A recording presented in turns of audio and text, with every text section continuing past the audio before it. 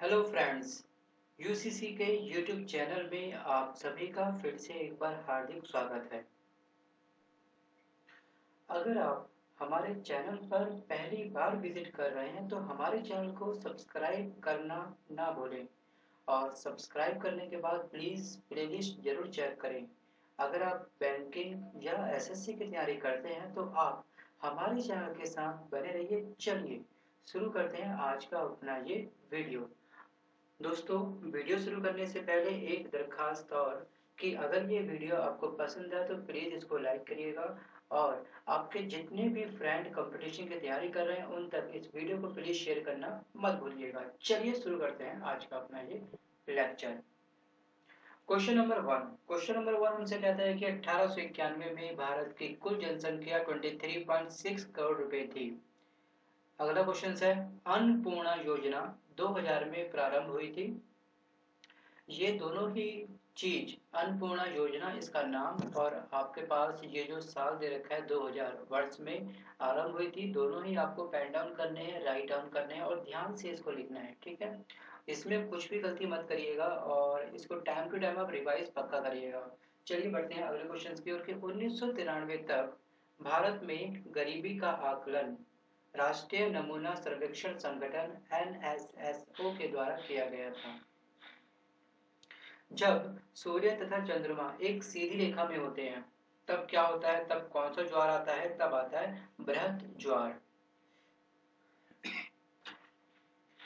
पृथ्वी को उसके काल्पनिक अक्ष पर घूमना, पृथ्वी जब अपने अक्ष पर घूमती है उसको बोलते हैं इमेजिनरी लाइन, मतलब काल्पनिक एक अक्ष होता है उसका जब घूमना क्या कहलाता है। जब पृथ्वी घूमती है अपने काल्पनिक अक्ष पर तो उसे हम क्या कहते हैं, उसको बोलते हैं घूर्णन। रोटेशन भी बोल सकते हैं इसको। क्वेश्चन नंबर है, पृथ्वी और सूर्य के मध्य सर्वाधिक दूरी अपसोर के दौरान होती है। बात कर रहा है पृथ्वी और सूर्य के बीच में सबसे अधिक दूरी कब होती है। एग्जाम में क्वेश्चन कुछ इस तरह से पूछे तो आपको याद रखना है अपसोर। नेक्स्ट, अलाउद्दीन खिलजी वह प्रथम सुल्तान था जिसने धर्म को राजनीति से अलग देखा। धर्म को राजनीति से अलग देखा, किसने देखा, किस राजा ने देखा, किस शासक ने देखा। एग्जाम में अगर आपसे ये क्वेश्चन पूछता है तो आपको नाम याद रखना है। उसका नाम क्या था, उसका नाम था अलाउद्दीन खिलजी।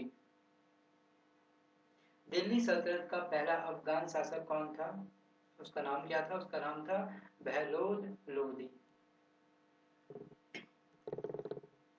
नेक्स्ट क्वेश्चन, सिकंदर लोदी के मकबरे का निर्माण इब्राहिम लोदी ने कराया था।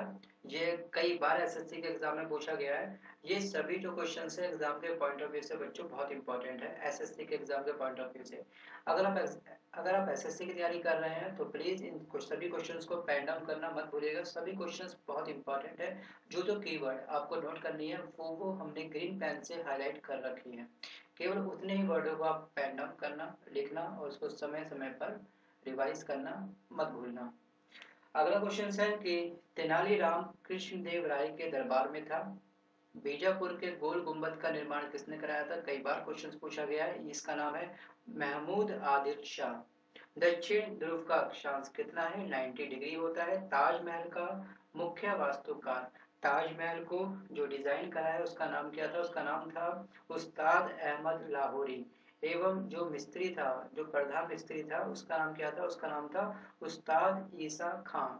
हमसे एग्जाम में मैक्सिमम टाइम पूछता है वास्तुकार कौन था, तो आपको उस्ताद अहमद लाहौरी को मैक्सिमम याद रखना है। इस नाम को आपने बिल्कुल भी नहीं भूलना है। हो सके तो अभी वीडियो को पॉज करिए, तुरंत इस नाम को आप याद करिए। अगला क्वेश्चन है कि संसार का सबसे बड़ा द्वीप, संसार का सबसे बड़ा द्वीप कौन सा है, इसका नाम है ग्रीनलैंड। ये कहाँ पर पड़ता है, ये पड़ता है डेनमार्क का एक अभिन्न अंग है। आपसे एग्जाम में केवल इतना पूछेगा कि विश्व का या संसार का सबसे बड़ा द्वीप कौन सा है, उसका नाम क्या है। आपको देगा एग्जाम में हमेशा डेनमार्क, तो डेनमार्क को आपने याद रखना है। वैसे है तो डेनमार्क के अंदर जो पड़ता है ग्रीनलैंड, वो सबसे बड़ा द्वीप है। तो आपको अपने नोट्स में ग्रीनलैंड ये भी याद रखना है और डेनमार्क इसको भी आपको लिखना है, ठीक है। बढ़ते हैं अगले क्वेश्चन की ओर कि बादल कहाँ पर अवस्थित होते हैं, कहाँ पर इसका निर्माण होता है, कौन से मंडल में ये स्थित होते हैं, एग्जाम में इस तरह से पूछेगा। तो आपको याद रखना है बादल का निर्माण कहाँ पे होता है, क्षोभ मंडल में। ओजोन परत वायुमंडल के समताप मंडल में पाई जाती है। देखिए दोनों मंडल, समताप मंडल और क्षोभ मंडल, दोनों ही साथ साथ दिए गए हैं इस वीडियो में। बादल कहाँ पे बनते हैं, क्षोभ मंडल पे, और ओजोन परत कहाँ पर होती है, ये होती है समताप मंडल में।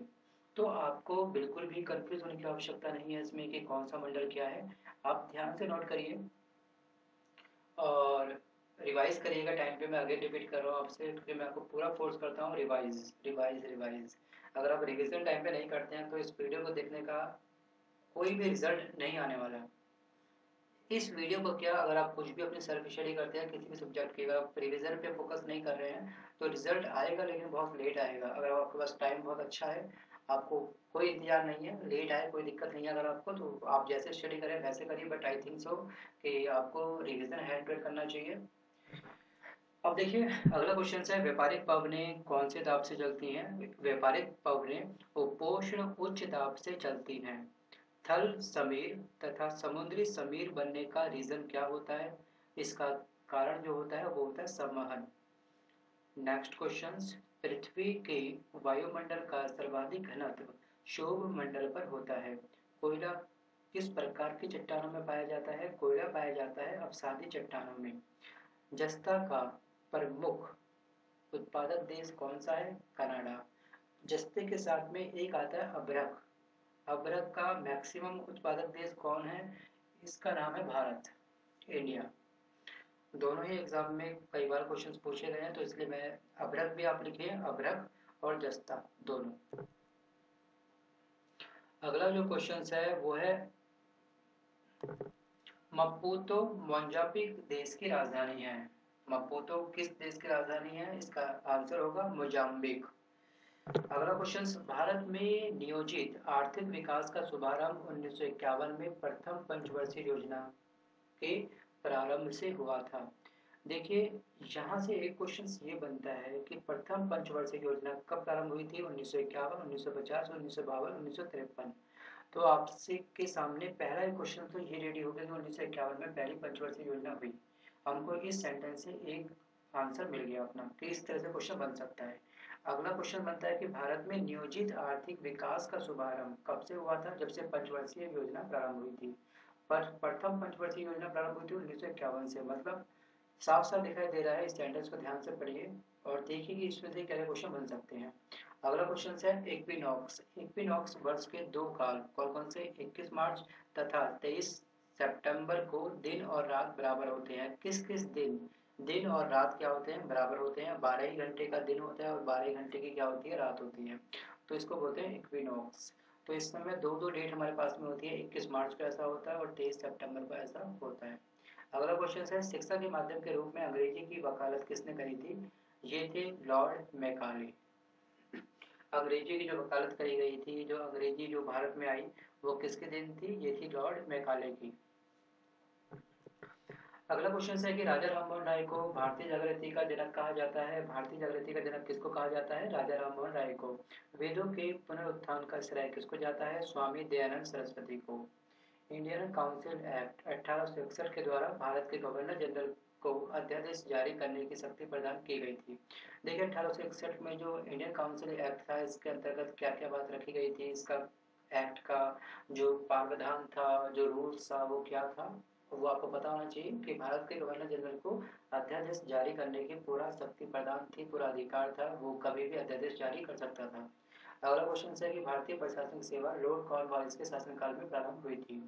भारतीय प्रशासनिक सेवा किसके काल में स्टार्ट हुई थी, ये पूछता है, तो आपको याद रखना है लॉर्ड कॉर्नवालिस। अगला क्वेश्चन है कि भारत में नियोजन की अवधारणा साम्यवादी देश सोवियत संघ से ली गई थी।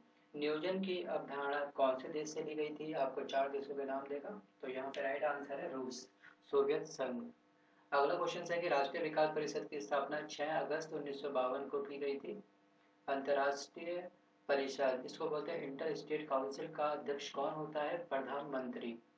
14 बैंकों का राष्ट्रीयकरण, most most most important question है ये। 14 बैंकों का राष्ट्रीयकरण कब हुआ था, एग्जाम में ये पूछता है।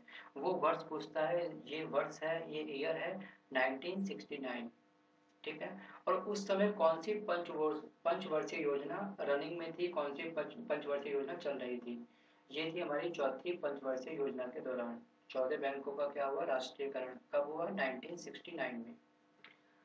अगला है ट्राइसेम। ट्राइसेम की फुल फॉर्म जो है training of rural youth of self employment की शुरुआत छठी पंचवर्षीय योजना के अंतर्गत हुई थी। बेसाल्टी लावा दक्कन ट्रैप में पाया जाता है। बेसाल्टी लावा कौन से ट्रैप में पाया जाता है, यह है दक्कन ट्रैप। मध्य रात्रि का सूर्य दोनों ध्रुवों पर दिखाई देता है। सूर्य और चंद्रमा के संयुक्त प्रभाव के कारण महासागरों में ज्वार भाटा उत्पन्न होता है। ज्वार भाटा कब उत्पन्न होता है, ज्वार भाटा किस केस में इसका ओरिजिन होता है, इसका जन्म होता है, ये होता है सूर्य और चंद्रमा के संयुक्त प्रभाव के कारण। और कहाँ पे होता है, ये होता है महासागरों में। तो प्यारे बच्चों, बस आज के वीडियो में बस इतना ही। लेके आता हूँ जल्द कुछ नए क्वेश्चन जो आपके एग्जाम के पॉइंट ऑफ व्यू से आपके लिए बहुत इंपॉर्टेंट साबित होंगे। आई होप आपने इस वीडियो को बड़े ध्यान से देखा होगा, सुना होगा और पेन डाउन करा होगा, और इसको आप रिवाइज करिएगा।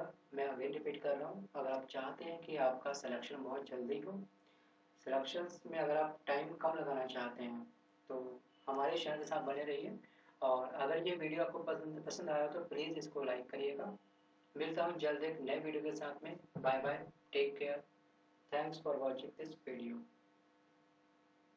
बैंकिंग या एसएससी की तैयारी करते हैं तो आप हमारे चैनल के साथ बने रहिए। चलिए शुरू करते हैं आज का अपना ये वीडियो।